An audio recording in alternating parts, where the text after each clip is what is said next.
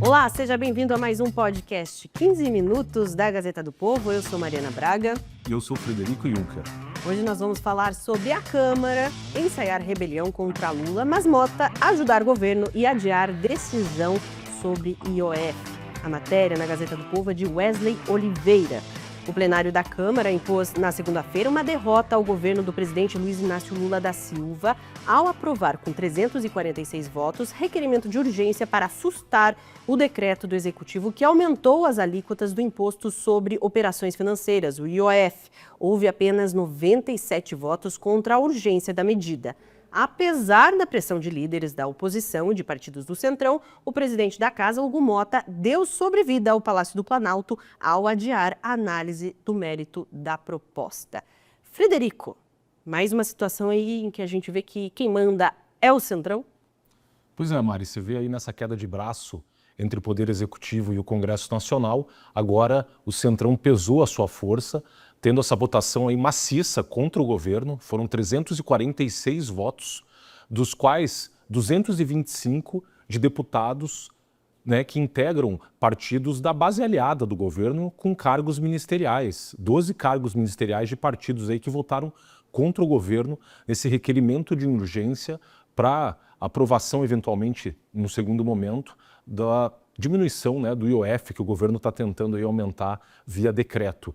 Então você vê essa reação do Congresso que chama muito a atenção e mostra um desgaste do governo hoje, o governo Lula, que está sem rumo, está perdido e a sua base dentro do Congresso Nacional vai se esfarelando e essa votação deixa muito claro. Interessante até ressaltar que dos votos a favor do governo foram 97 votos, mas teve deputados, inclusive do próprio PT, que se ausentaram da votação. O PT hoje tem uma bancada de 67 deputados federais e 8 desses deputados não estiveram presentes na votação, se ausentaram. Então mostra que essa pauta de aumento de impostos hoje é uma pauta muito frágil e que, inclusive, dentro da própria base do governo, mas não só na base do governo, na base do PT, há deputados aí que estão fugindo do aumento de impostos e mostra o quanto o governo, essa pauta do governo do ministro Haddad é uma pauta muito delicada, porque a sociedade brasileira está deixando muito claro, e aí os deputados do Centrão sentindo a pressão social, de que não cabe mais aumento de impostos no país, e essa mensagem com essa votação expressiva, 346 votos, é uma votação, por exemplo, mais do que necessária para você aprovar, por exemplo, uma emenda constitucional. Deixa muito claro que não há clima político hoje no Brasil para mais aumento de impostos e de que o governo, se ele quiser melhorar hoje esse apoio dentro da base do Congresso, ele necessariamente vai ter que apresentar aí um pacote com corte de gastos públicos para conseguir equalizar aí a dívida pública, que a gente sabe que está num momento muito preocupante no Brasil e a perspectiva, se o governo nada fizer, não é nada boa para os próximos anos, Mari. Boa. Só para o pessoal entender um pouco melhor, continuando aqui a reportagem na Gazeta do Povo, com a urgência aprovada, o projeto que derruba o decreto de Lula fica pronto para ser votado em definitivo pelo plenário da Casa, sem ter que passar por comissões ou cumprir prazos regimentais. Apesar disso, a expectativa é de que Mota não inclua a proposta na pauta nos próximos dias, no intuito de ajudar o governo a encontrar uma alternativa ou minimizar os desgastes junto aos líderes partidários. Então tem essa questão do enfraquecimento do governo, mesmo da base do governo, no Congresso, e tem a questão também de como isso deve respingar para o público, Frederico? Porque é um aumento do IOF, é algo que deve impactar também o bolso da população e pode ser mais um tiro no pé aí do governo, tendo em vista outros casos que a gente viu aí nos últimos meses.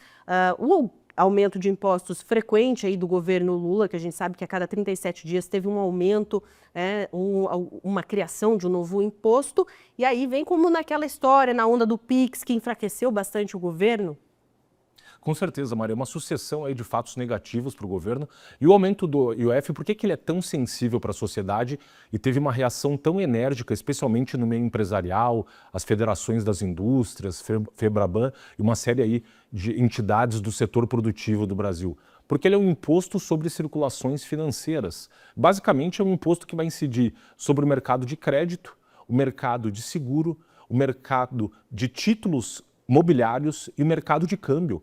E a gente sabe hoje, por exemplo, diante da situação econômica do país, a necessidade que as pessoas têm de acessar crédito. Então ele acaba sendo ali, deixando mais oneroso, por exemplo, você contratar crédito no momento já que a economia apresenta sinais muito frágeis, como inflação desenfreada. E essa tentativa, há um agravante aí, que esse imposto é o que a gente chama do imposto regulatório. Por quê?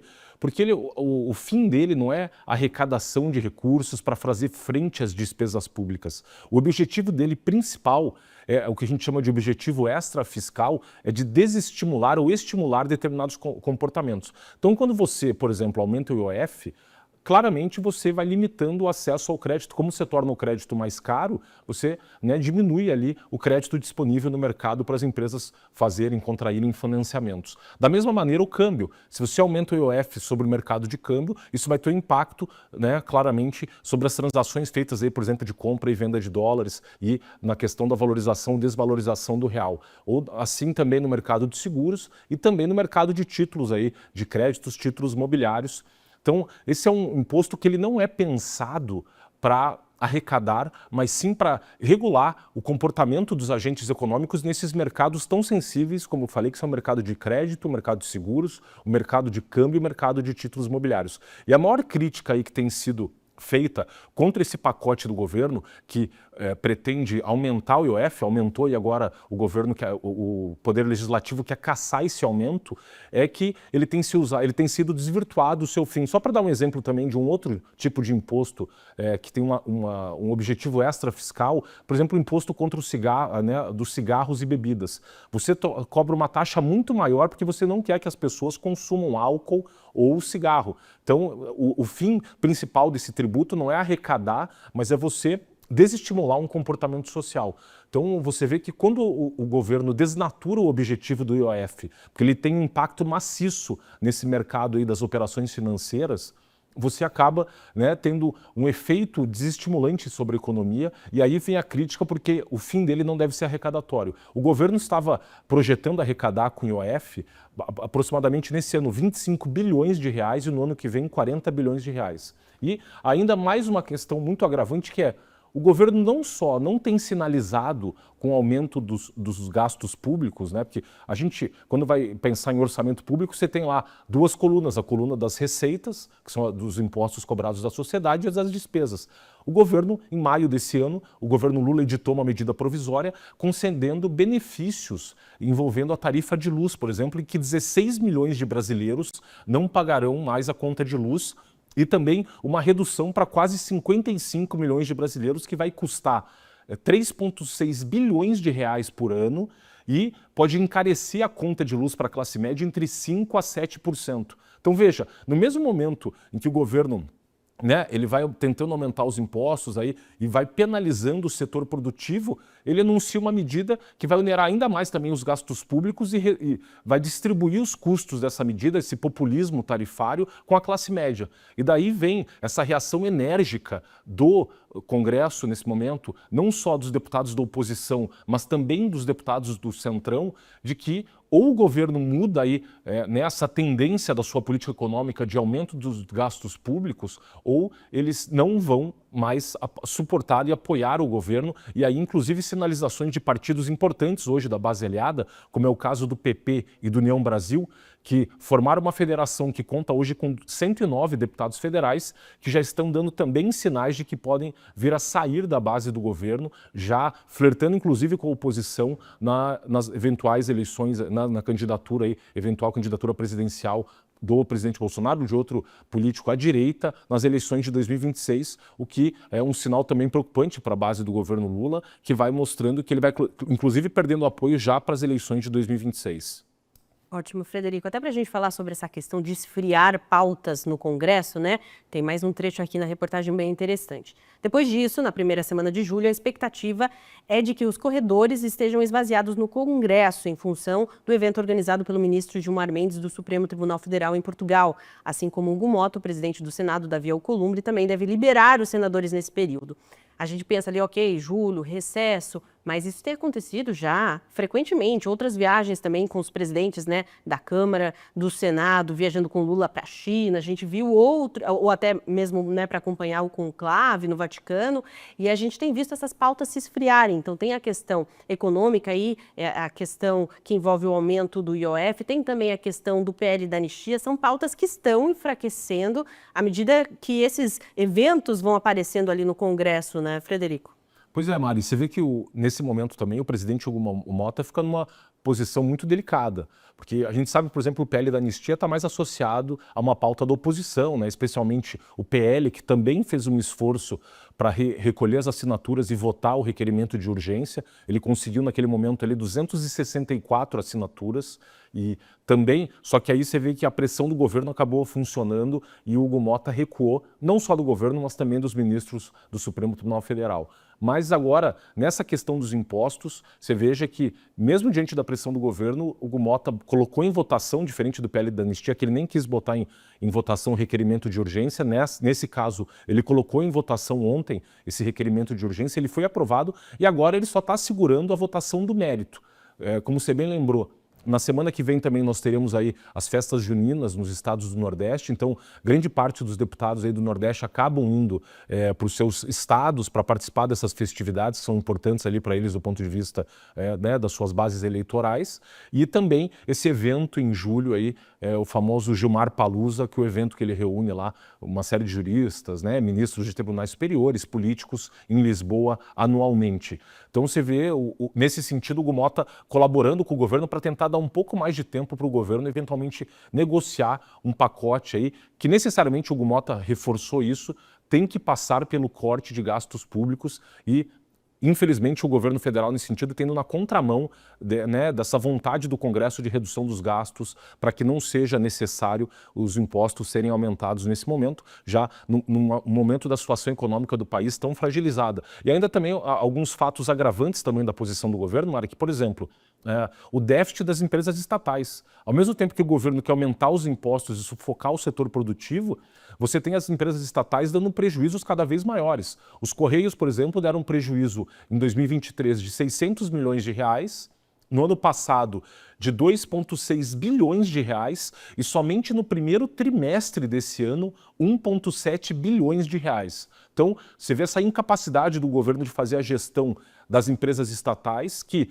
no somado das empresas, o ano passado, chegaram num prejuízo de 6,3 bilhões de reais e, ao mesmo tempo, ele quer aumentar os impostos do setor produtivo, dificultando a atividade econômica no país e com reflexos sobre inflação. E, da mesma forma, né, você vê os sinais cada vez piores e com esse populismo tarifário, como eu pude exemplificar aqui na questão da tarifa de luz, também já anunciou que eventualmente vai dar um vale-gás para as pessoas e o que lembra muito o cenário que o Brasil enfrentou ali durante os anos Dilma Rousseff entre 2014 e 2016, quando também a Dilma fez um populismo tarifário que depois gerou um prejuízo tremendo nas dezenas de bilhões de reais no setor elétrico brasileiro e depois, ao longo dos anos, as pessoas tiveram que pagar a conta desse populismo tarifário. A questão das pedaladas fiscais, infelizmente, o cenário que a gente vê hoje econômico no Brasil lembra muito aqueles tristes anos de 2014, 15 e 16, quando o Brasil enfrentou a sua pior recessão